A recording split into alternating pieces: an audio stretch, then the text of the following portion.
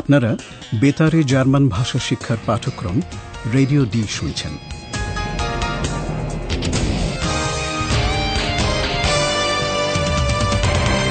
এই পাঠ গোয়েটে ইনস্টিটিউট ও ডয়চে ভেলের একটি যৌথ উদ্যোগ। লেখিকা হেরাড মেজে।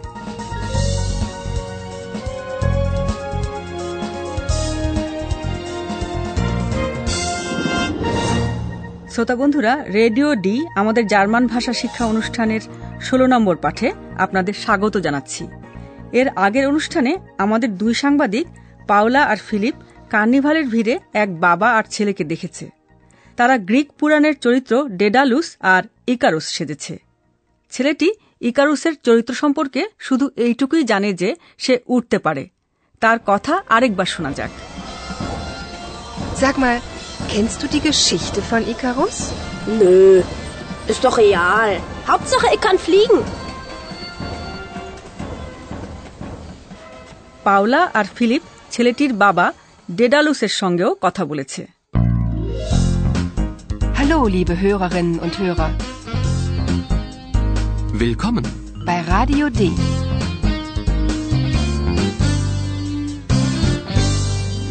Radio D. Die Reportage. Daedalus সেজে আসা ভদ্রলোকের সঙ্গে কথোপকথনটি শুনুন। লোকটি কোথাকার এবং পুরাণের চরিত্র ডেডালুসের সঙ্গে তার সম্পর্ক কি, এই প্রশ্ন দুটির দিকে মনোযোগ দিন।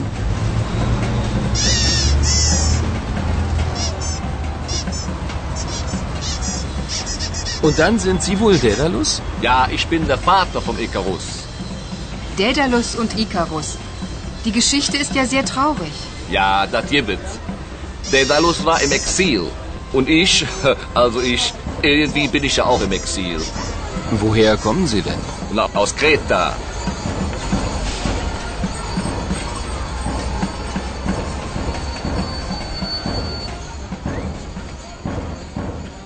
গ্রিক দ্বীপ ক্রিট বা ক্রেটা কথাটা শুনতে পেয়েছেন আপনারা? ভদ্রলোক সেখানকারই লোক, আর পুরাণের চরিত্র ডেডালুসও ক্রেটা দ্বীপের। Woher kommen Sie denn? Na, aus Kreta. Daedalus ছিল বিখ্যাত লোহার মিস্ত্রি। তার এক প্রতিভাধর শিক্ষানবিশ ছিল। সেই প্রথম করাত তৈরি করে।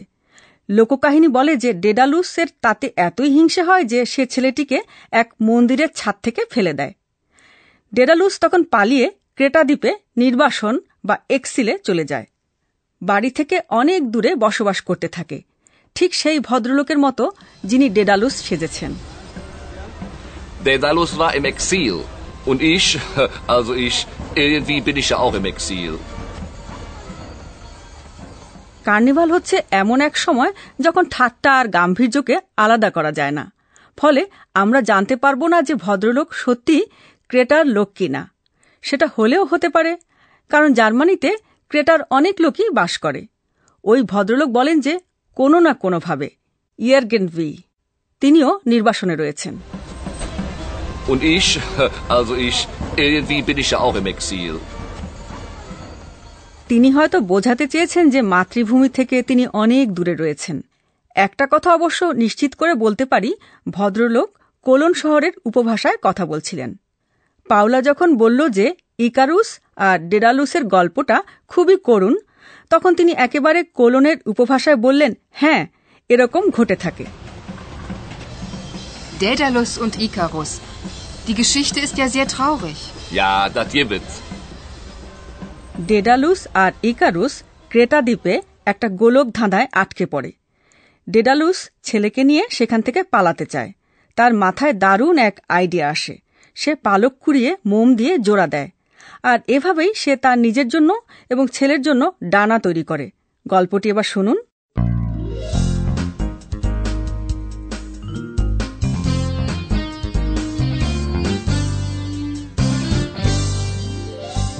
Radio D. Das Hörspiel. এমন একটা পরিস্থিতির কথা ভাবুন যেখানে বিষয় হল ওরা, তাতে উঁচু হোফ আর নিচু টিফ। পরস্পরের বিপরীত এই দুই শব্দের গুরুত্বপূর্ণ ভূমিকা রয়েছে। এবার দৃশ্যটি শুনুন। ইকারুসের কি করা উচিত, সে কি করছে? Was machst du da? Flügel, mein Sohn. Flügel. Fliegen wir weg? Ja, wir fliegen weg. Ich fliege zuerst, dann fliegst du. Aber pass auf. Flieg nicht zu hoch, flieg nicht zu tief. Hörst du?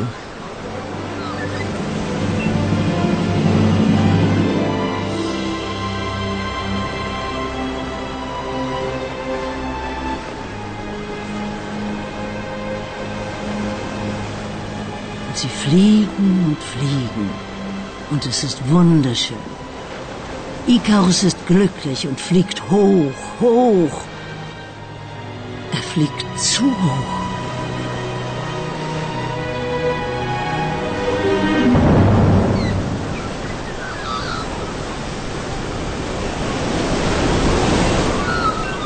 Ikarus, mein Sohn! Wo bist du? Ikarus!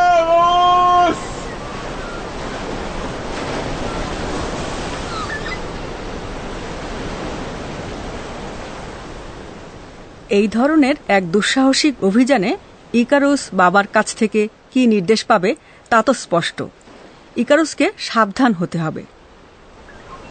Aber pass auf. নিশ্চিত হবার জন্য Daedalus তার নির্দেশকে আরও স্পষ্ট করল। Icarus যেন খুব উঁচুতে হোখ না ওড়ে। Flieg nicht zu hoch.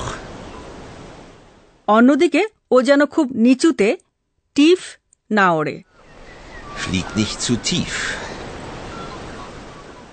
সবকিছু যাতে ঠিকঠাক হয় তার জন্য আগে আগে উড়ে চলে ডেডালুস, পেছনে পেছনে ইকারুস।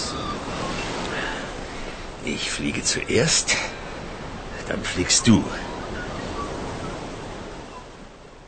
ইকারুস খুব উঁচুতে উড়লে সে সূর্যের খুব কাছাকাছি চলে আসবে। সেই সময় লোকে এরকমটাই ভাবত। যাই হোক, সূর্যের একেবারে কাছে চলে এলে যে মোম দিয়ে পালক জোড়া হয়েছে তা গলে যাবে, আর ইকারুস যদি খুব নিচুতে ওড়ে তাহলে পালক সমুদ্রের সংস্পর্শে এলে তা ভিজে যাবে এবং ভারী হয়ে যাবে। তারা দুজনেই উঠছে, কি চমৎকার! Sie fliegen und fliegen, und es ist wunderschön.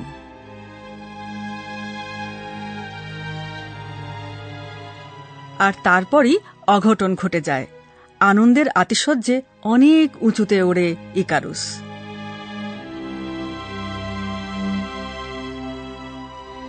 Ikarus ist glücklich und fliegt hoch, hoch.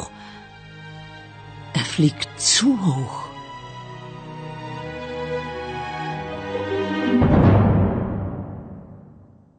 Icarus সমুদ্রে পড়ে গেল। তার হতবিহ্বল বাবা শুধু দেখতে পেল ঢেউয়ের ওপর কয়েকটা পালক ভেসে যাচ্ছে। ছেলের নাম ধরে ডাকেন বাবা, কিন্তু বিফল হন।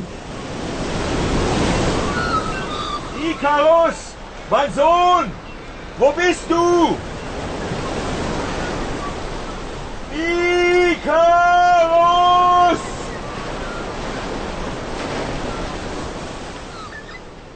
ডেডালুস আর ইকারুসের কাহিনী সত্যিই করুণ।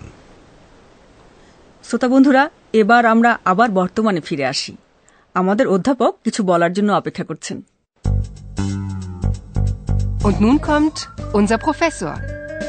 Radio D. Gespräch über Sprache.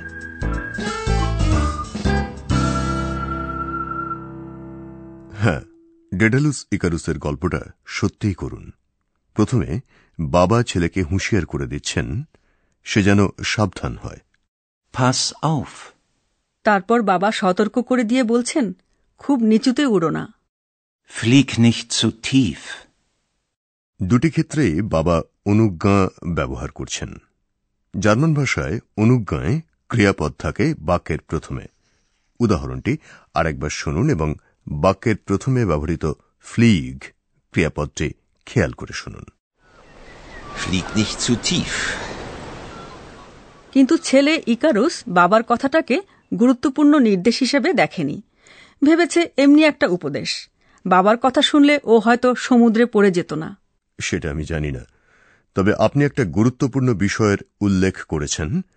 আমরা সবাই জানি যে সব রকমের নির্দেশে অনুজ্ঞা ব্যবহার করে ভাষায় প্রকাশ করা হয় এবং তা শোনায় ভিন্ন রকম, অর্থাৎ প্রসঙ্গ আর স্বরভেদের উপর নির্ভর করে অনুজ্ঞার নানা রকমের ব্যবহার রয়েছে। সাধারণভাবে বললে তা অবশ্য উপদেশ বা পরামর্শও বোঝায়। Pass auf. Flieg nicht zu hoch. একই নির্দেশ সতর্ক করে দেওয়া বা এমনকি হুমকিও বোঝাতে পারে। Pass auf. ঠিক তাই, এটা একটা অনুরোধও বোঝাতে পারে। Entschuldige bitte. Na klar. Entschuldige bitte, Ikarus. বন্ধুত্বপূর্ণ সম্বোধনও বোঝাতে পারে। Sag mal. Sag mal, kennst du die Geschichte von Ikarus?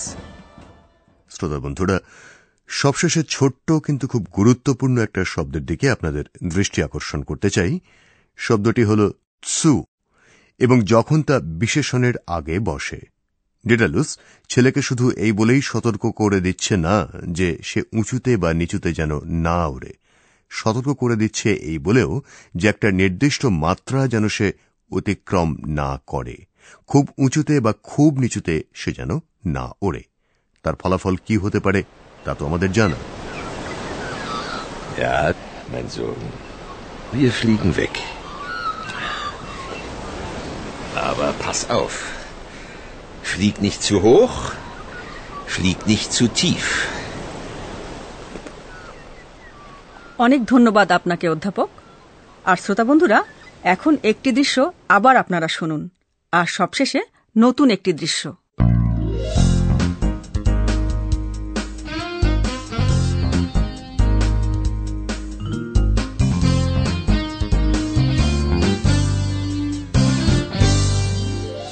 শুনুন যে ভদ্রলোক ডেডালুস সেজেছেন তার সঙ্গে গ্রিক পুরাণের কি সম্পর্ক।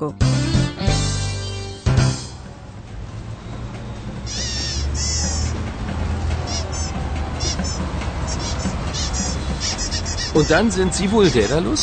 Ja, ich bin der Vater vom Ikarus. Daedalus und Ikarus. Die Geschichte ist ja sehr traurig. Ja, das gibt. Daedalus war im Exil. Und ich, irgendwie bin ich ja auch im Exil, quasi. Woher kommen Sie denn? Na, aus Kreta.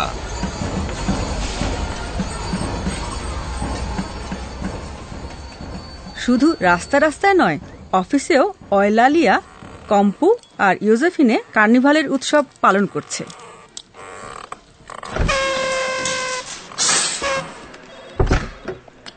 Heute ist Karneval. Kompu, Musik. Aber Logo, sofort. Ja, wenn hinterfliegen, fliegen, fliegen, fliegen, hinterfliegen, fliegen her. Seht mal, ich habe Flügel. Ist das nicht super? Ich fliege, ich fliege.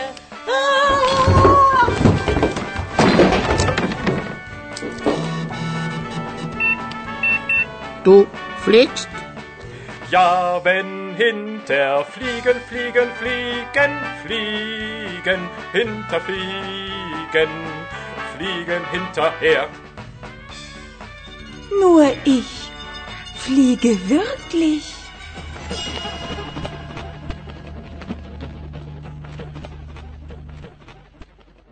আর এই সঙ্গেই আমরা কার্নিভালকেও বিদায় জানাচ্ছি।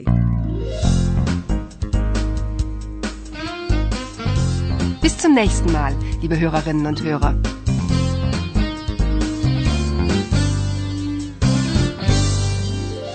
এতক্ষণ আপনারা গোয়েটে institute ও Deutsche ভেলের German ভাষা শিক্ষার অনুষ্ঠান রেডিও ডি শুনছিলেন। Und tschüss.